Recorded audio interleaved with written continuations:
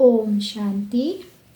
आज की मुरली, आज फर्स्ट पॉइंट है साकार शरीर को याद करना यानी भूत अभिमानी बनना है।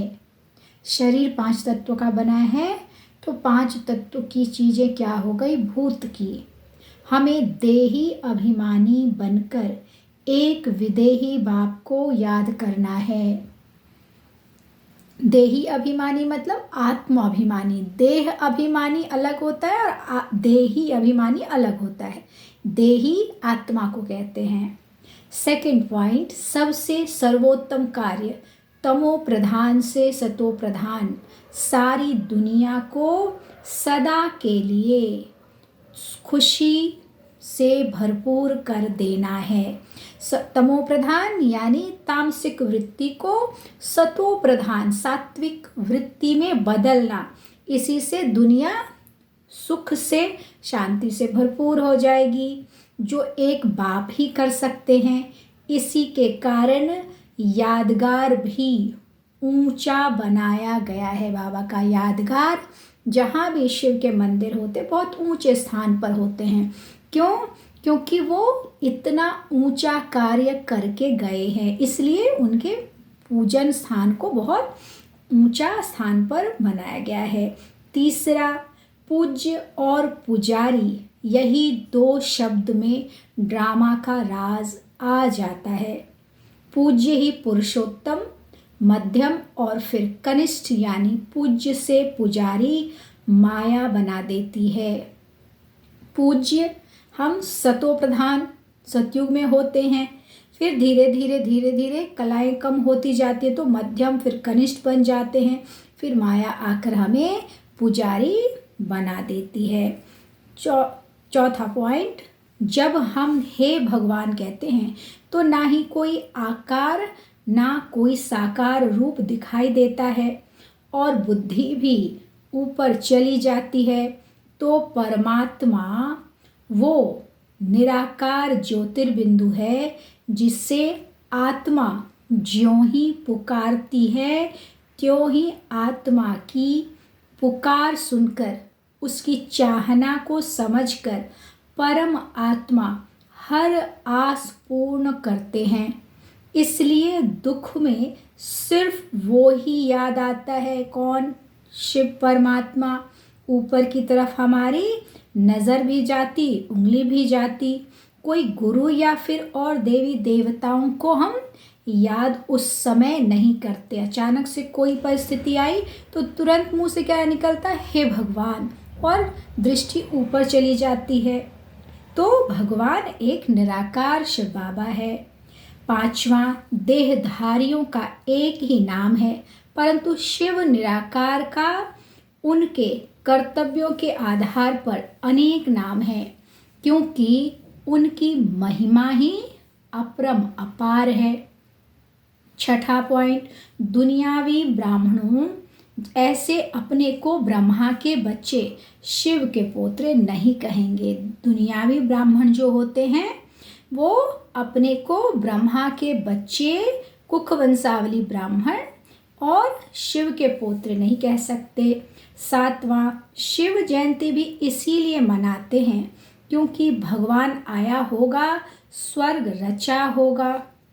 8वां पॉइंट, एक रुद्र ज्ञान यज्ञ ही ऐसा यज्ञ है जिसमें देह सहित सब कुछ स्वाहा करना होता है, जिसे मूढ़मती मनुष्य नहीं जानते हैं। 9वां पॉइंट, ज्ञान सागर शिव बाबा ही ज्ञान सूर्य बन ब्रह्मा ज्ञान चंद्रमा माता के मुख द्वारा, शिव बाबा पिता ज्ञान सूर्य और ब्रह्मा बाबा ज्ञान चंद्रमा माता के मुख द्वारा हम ज्ञान लकी सितारे बच्चों को जन्म देकर लायक बनाकर सतो प्रधान विश्व की स्थापना की बाबा ने की है, विश्व की स्थापना की है। 10वां, भक्ति का फल देने ही भगवान आते हैं, इसलिए पढ़ाई द्वारा सबको एक समान बनाकर दिव्य गुणधारी बनाए सूर्यवंशी चंद्रवंशी घराने में भगवान भेज देते हैं।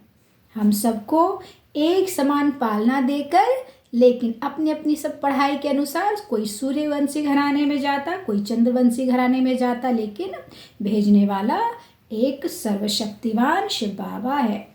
11वां, भगवान जो ज्ञान सुनाते हैं उसके शास्त्र बनते हैं।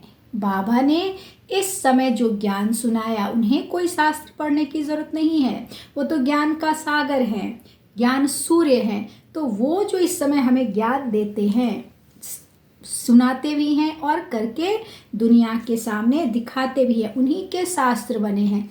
लेकिन इस समय ये ज्ञान चूंकि ख़त्म हो जाएगा, परिवर्तन के बाद कोई भी एविडेंस नहीं बचेगा, तो द्वापर से जो शास्त्र बनेंगे, ऋषि मुनियों ने जो बनाए हैं, उन्होंने अपनी अनुभूतियों के हिसाब से बनाए हैं। 12वां पॉइंट, पहले पहले सर्वोत्तम जो बनते हैं वो ही मध्यम कनिष्ठ बनते हैं, तो लक्ष्मी नारायण ही पुरुषोत्तम बनते हैं। सीताराम को भी पुरुषोत्तम नहीं कहेंगे। क्यों नहीं कहेंगे? क्योंकि लक्ष्मी नारायण सतो प्रधान 16 कला संपूर्ण होंगे, स्वर्णिम युग के मालिक होंगे, लेकिन सीताराम त्रेता में 14 कला के मालिक होंगे। वो संपूर्ण सुख नहीं, थोड़ी सी कमी होगी, इसीलिए उनको पुरुषोत्तम नहीं कहेंगे, पुरुषोत्तम लक्ष्मी नारायण को कहेंगे। 13वां पॉइंट, भारत जो सोने की चिड़िया थी जिसे फॉरेनर्स ने आकर लूटा और जो अब कौड़ी तुल्य हो गई, उसे ही पार उतारने बाबा आया है। उसी भारत को बाबा फिर उसी स्थान पर लाकर फिर हम बच्चों को देकर चला जाएगा। 14वां पॉइंट, यह है वह पाठशाला जिसमें शूद्रों को कन्वर्ट कर ब्राह्मण बनाया जाता है। शूद्र वो जिनके चाल चलन अच्छे नहीं। हम कैसे थे? जब तक बाबा का ज्ञान नहीं मिला, पिता नहीं मिला, तब तक हम कैसे थे? उल्टी सुल्टी हरकतें, सोच, व्यवहार, हर चीज़ में हमारा सब कुछ बहुत निचले स्तर का हो गया था। लेकिन जब बाबा आए और ज्ञान देकर हमें रोज मीठे बच्चे कह कह के हमें पालना करने लग गए, तो हमारा संस्कार परिवर्तन हुआ और हम अब ब्रह्मा मुखवंशावली ब्राह्मण बन गए हैं। 15वां पॉइंट, ड्रामा ऐसा बना हुआ है जिसमें पूज्य से पुजारी बनना ही है, वृद्धि ऑटोमेटिकली होना ही है। हम बच्चे भी अपना अपना पार्ट रिपीट करते हैं। ये सृष्टि चक्र जैसे फिरता आया है वैसे ही फिरेगा। उसमें जिसका जिस समय जैसा रोल है, पार्ट है, वैसा ही होगा, वो बदली नहीं हो सकता, वो रिपीट होता रहता है, चक्र फिरता रहता है। 16वां पॉइंट, सतयुग में कोई जयंती या बर्थडे नहीं मनाई जाती, वहाँ तो सदा खुशियाँ ही खुशियाँ रहती हैं। ड्रामा में जो कायदा होगा वो ही वहाँ चलेगा। कई बच्चे बाबा से पूछते हैं कि बाबा सतयुग में कैसे कैसे नियम होंगे, तो बाबा कहते हैं पहले लायक बनो, फिर आपे ही सारी चीज़ें समझ में आने लगेंगी। 17वां पॉइंट, मर्जीवा बन पुरानी बातों को बुद्धि से भूल जाना है। मर्जीवा मतलब हम शरीर में तो हैं, लेकिन अपने पुराने संस्कारों को छोड़ दिए तो हम पुरानी दुनिया से मर गए।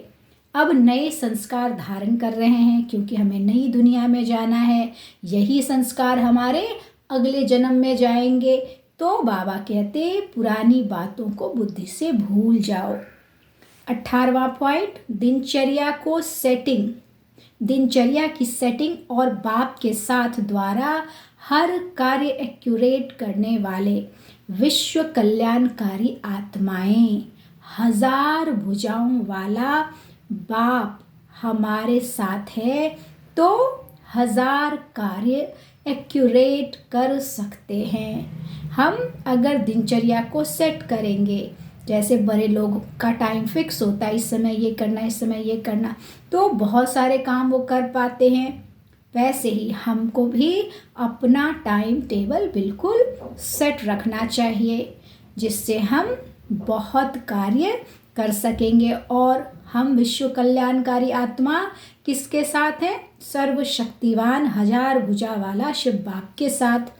तो जब कंबाइंड होकर कार्य करेंगे तो और हजारों कार्य एकदम एक साथ होंगे और वो भी एकदम एक्यूरेटली होंगे।